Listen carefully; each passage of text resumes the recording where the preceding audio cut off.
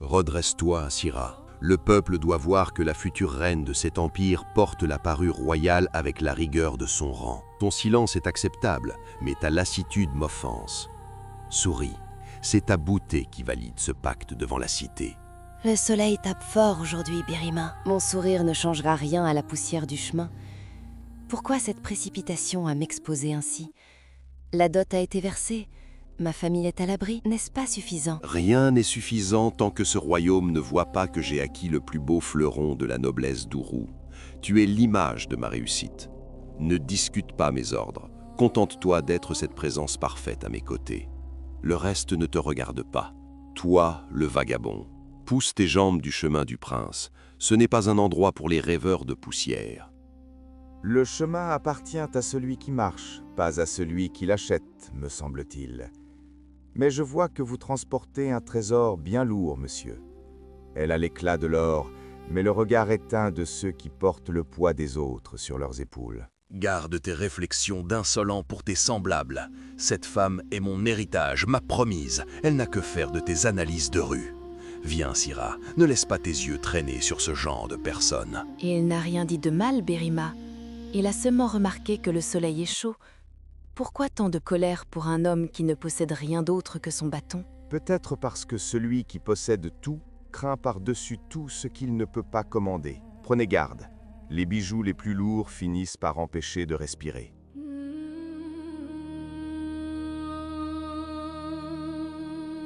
Birima entraîne Syrah avec brusquerie, agacé par cette intrusion, mais le mal est fait.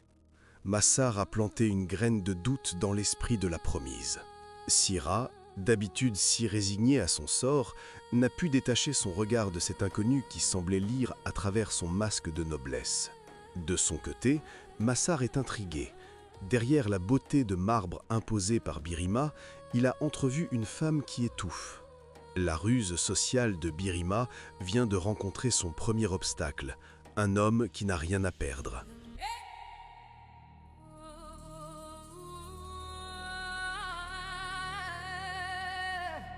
L'empire d'Ouro ne se contentait pas d'exister, il s'imposait. Ses murs de briques ocre, cuits par des siècles de soleil implacable, délimitaient bien plus que des quartiers. Ils marquaient les frontières invisibles entre ceux qui possédaient et ceux qui servaient. Dans la cité haute, les demeures des nobles tombaient en ruine derrière des façades encore orgueilleuses, tandis que dans la cité basse, le tumulte des artisans et des marchands battait le pouls d'une économie que le prince Birima contrôlait d'une main de fer. C'était une société de rangs et de convenances, où l'on ne marchait jamais par hasard et où chaque vêtement racontait une lignée. Massar, lui, semblait avoir glissé entre les mailles du filet social. Arrivé la veille, il s'était installé au quartier des forgerons, non pas dans une auberge, mais dans un petit recoin de cour prêté contre un menu travail de réparation. Il n'avait pour tout domaine qu'une natte de paille et son bâton de bois sombre. Pour lui, la ville n'était qu'un paysage de plus, une étape où poser ses pieds avant que l'appel de l'horizon ne devienne trop fort. Sa présence, détachée de toute ambition matérielle, agissait comme un grain de sable dans l'engrenage trop bien huilé du royaume. Le lendemain de son arrivée, le soleil n'avait pas encore atteint son zénith que Syrah traversait déjà le quartier des artisans. Elle n'était pas là pour plaisir. Birima l'avait envoyé choisir les garnitures de cuir pour sa future litière de mariage, une manière subtile de lui rappeler que chaque détail de sa vie était désormais sous son autorité. Elle marchait la tête haute, feignant une assurance qu'elle n'avait pas, sentant le regard des marchands peser sur sa robe en coton bleu et crème. Pour beaucoup, elle était une chance, une promesse de stabilité. Pour elle-même, elle n'était qu'une monnaie d'échange. Alors qu'elle contournait l'étal d'un potier, elle aperçut une silhouette familière près du puits. C'était l'homme de l'esplanade, celui qui avait osé braver le prince Birima par son simple silence. Elle s'arrêta, son cœur manquant un battement, partagé entre l'agacement et une curiosité qu'elle s'interdisait. Encore vous? Vous avez donc décidé de rester dans cette cité après avoir insulté le prince hier? Vous ne vous contentez pas d'être insolent, vous êtes inconscient. Si Birima apprend que vous traînez encore dans les parages, il ne se contentera pas de vous demander de pousser vos jambes du chemin. La peur semble être votre ombre. Je n'ai insulté personne. J'ai simplement rappelé que la terre est à tout le monde. Je m'installe là où le vent m'indique que l'air est respirable. Et ce matin, le quartier des artisans me semble bien plus honnête que les jardins du palais. Qu'est-ce qui amène la promise dans la poussière des forges? On vous a perdu ou on vous teste? On m'envoie faire mes devoirs. Je choisis les parures de ma propre cage si vous voulez tout savoir. Et je n'ai pas besoin des leçons d'un homme qui dort sur une natte et qui pense que la liberté remplace un repas chaud. Vous vivez dans un rêve. Ici, la réalité c'est que si je ne fais pas ce qu'on attend de moi, ma famille se retrouvera à mendier à la porte de cette même cité. Le sacrifice est noble quand il est choisi. Mais quand il est imposé par une poigne trop ferme sur votre bras, il devient un suicide lent. J'ai vu Birima vous tenir hier. Il ne vous aimait pas, il vous inventoriait. Vous n'êtes pour lui qu'une terre qu'il vient d'annexer. Pourquoi défendre un homme qui ne voit en vous qu'une preuve de son succès? Parce que je n'ai pas le choix. Vous comprenez ce mot? Le choix est un luxe pour les gens comme vous, qui n'ont personne à protéger, personne à nourrir. Ma liberté n'est rien face à la survie de mon sang. Alors gardez vos phrases de voyageurs pour les étoiles. Ici, on survit avec de la pierre et du pain, pas avec des discours sur l'horizon. C'est là que vous vous trompez. On survit avec du pain, mais on ne vit qu'avec l'horizon. Vous êtes en colère contre moi parce que je vous rappelle ce que vous avez abandonné avant même d'avoir essayé de vous battre. Regardez vos mains, elles tremblent. Ce n'est pas la peur de Birima qui les fait bouger, c'est l'envie de lâcher ces tissus de luxe pour toucher enfin quelque chose de vrai. Syrah resta sans voix, la gorge nouée par une vérité qu'elle refusait d'admettre.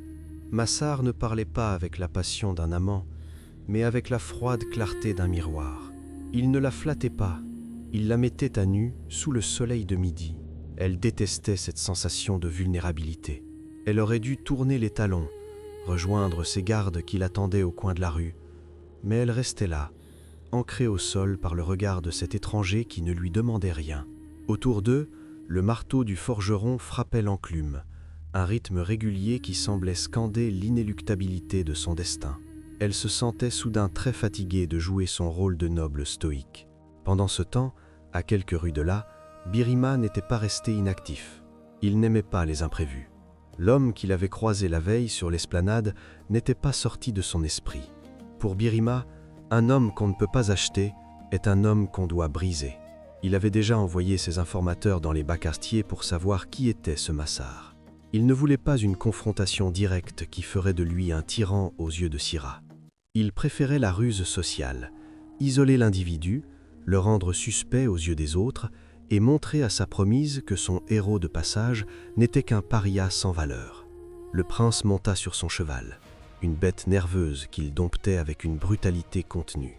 Il décida d'aller inspecter les travaux dans le quartier des artisans, sachant parfaitement où se trouvait Syrah.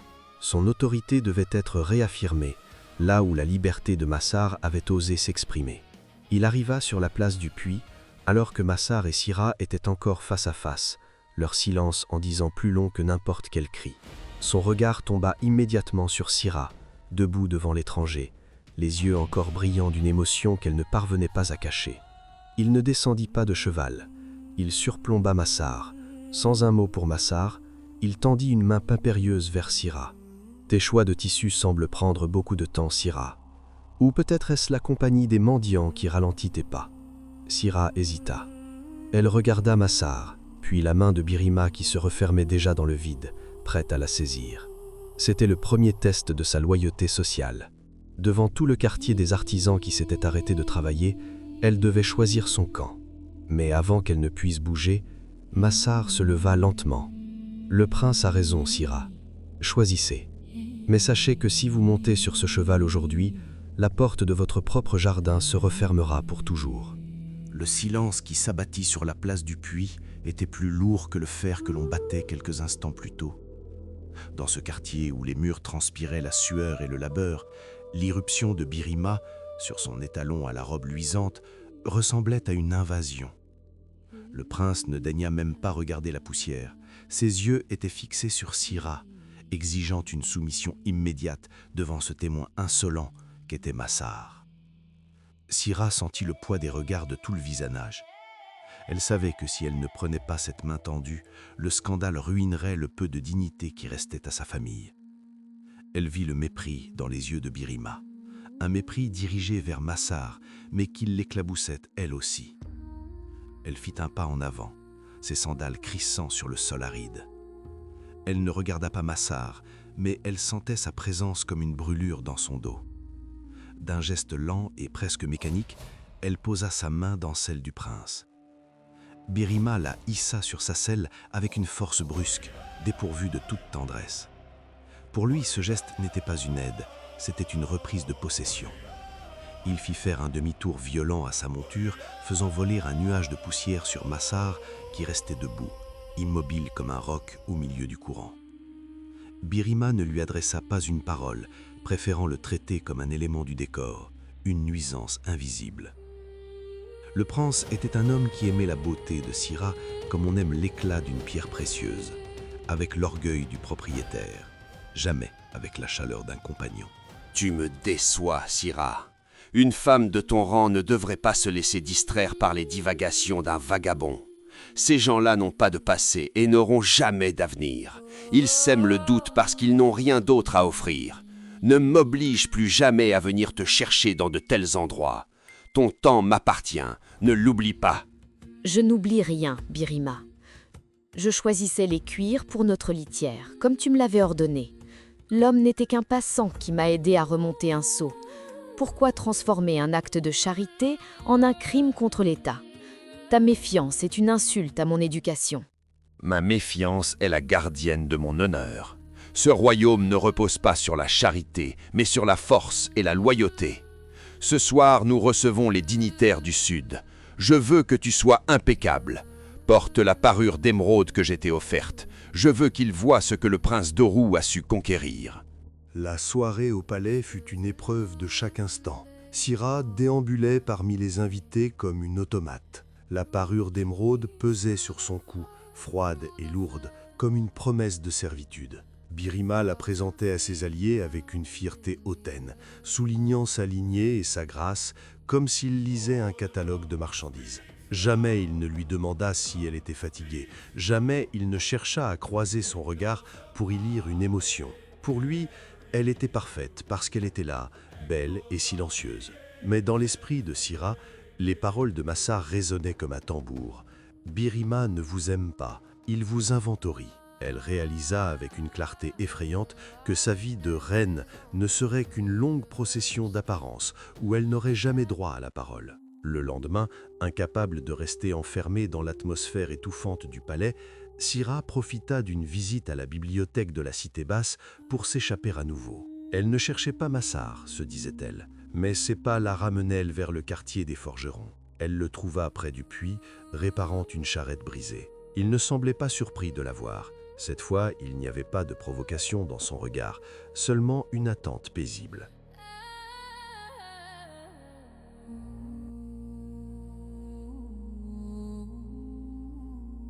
Vous revoilà. Je pensais que le prince vous avait mise sous clé après notre petite rencontre d'hier. Le parfum des émeraudes ne suffit donc pas à combler le vide des journées au palais ? Taisez-vous. Je suis venue pour vous dire de partir. Birima est un homme dangereux. Il ne supporte pas qu'on lui résiste, même en pensée. Vous avez été imprudent de me parler ainsi devant lui. Pourquoi restez-vous ici alors que vous savez que vous risquez votre vie ? Parce que j'ai vu quelque chose en vous que vous essayez désespérément d'étouffer. Hier, quand vous avez pris sa main, j'ai vu votre visage s'éteindre comme une lampe dont on coupe l'huile. Vous ne le fuyez pas parce que vous avez peur pour moi.